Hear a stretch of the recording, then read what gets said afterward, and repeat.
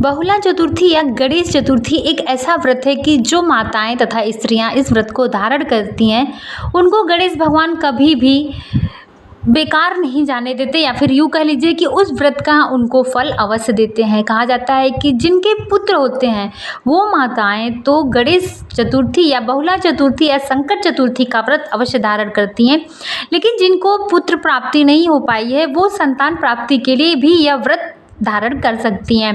गणेश जी एक ऐसे भगवान है जो कि बहुत ही बुद्धिशाली उनको बताया जाता है। किसी भी पूजा में आप देख लीजिए, सर्वप्रथम गणेश जी का ही पूजा होता है। कोई भी पूजा हो, कोई भी शुभ कार्य हो, सबसे पहले गणेश जी को वहाँ पर स्थापित किया जाता है, गौरी गणेश की पूजा की जाती है। इसलिए जब भी आप गणेश जी का पूजा करें गणेश चतुर्थी के दिन, तो आपको भी उस दिन गौर गणेश ज़रूर बना लेना चाहिए। वो बहुत थोड़े से गोबर लेकर के ऐसे पिंडी की तरह बना करके उनकी पूजा की जाती है। गणेश चतुर्थी के दिन भी आप ये पूजा अवश्य करिएगा। और जिनको पुत्र की प्राप्ति नहीं हो पा रही है वो माताएं व बहनें अगर संतान प्राप्ति चाहती हैं तो गणेश चतुर्थी का व्रत अवश्य रखिएगा, जो कि आने वाले 12 अगस्त दिन मंगलवार को है। अभी 2-3 दिन का समय है, तो आप व्रत धारण करने की पूरी तैयारी आराम से कर सकती हैं। और ये व्रत धारण करने से आपको अवश्य संतान की प्राप्ति होगी। उसके लिए छोटे मोटे आपको उपाय भी करते रहना चाहिए। ऐसा नहीं है कि बस आप पूजा पाठ कर रहे हो, साथ में कुछ और भी करना चाहिए। उपाय इत्यादि आपको हमेशा करते रहना चाहिए, निरंतर करते रहना चाहिए। व्रत धारण करना बहुत अच्छी बात है। सप्ताह में 2 व्रत अवश्य रखना चाहिए, जिससे हमारे शरीर को भी थोड़ा आराम मिलता है। जो हमारी पाचन क्रिया है वो तो रेगुलर काम करती रहती है, लेकिन अगर आप व्रत रख रहे हो हफ्ता में 2 दिन तो उसे भी थोड़ा आराम मिलेगा। अपनी प्रक्रिया जो है वो भी थक जाती है, जैसे हम लोग थक जाते हैं उसी तरीके से। तो व्रत रखना शारीरिक कि शरीर के लिए भी अच्छा होता है और मन के लिए, तन के लिए भी अच्छा होता है, और भगवान के लिए तो अच्छा होता ही है।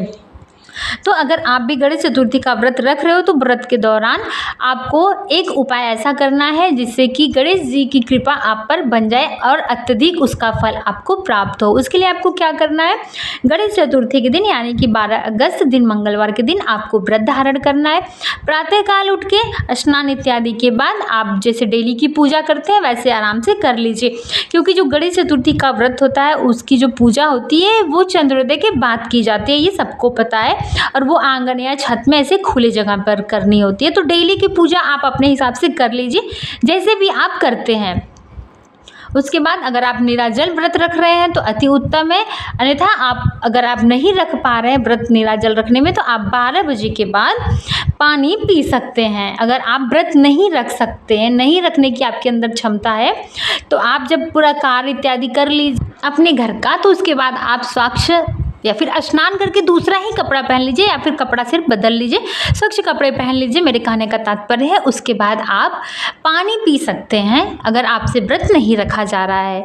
और फिर आप क्या करिएगा कि जब आप प्रातःकाल अपने किचन में जाइएगा और घर के लिए भोजन इत्यादि तो आप बनाएंगे ही, आप व्रत है, घर वाले तो व्रत है नहीं, तो उसमें आप क्या करेंगे, जो भी आप भोजन बनाएंगे एक साफ प्लेट ले लीजिए, उसमें सर्वप्रथम रोटी रखिए, उस पर दाल चावल सब्जी जो भी आपने बनाया है।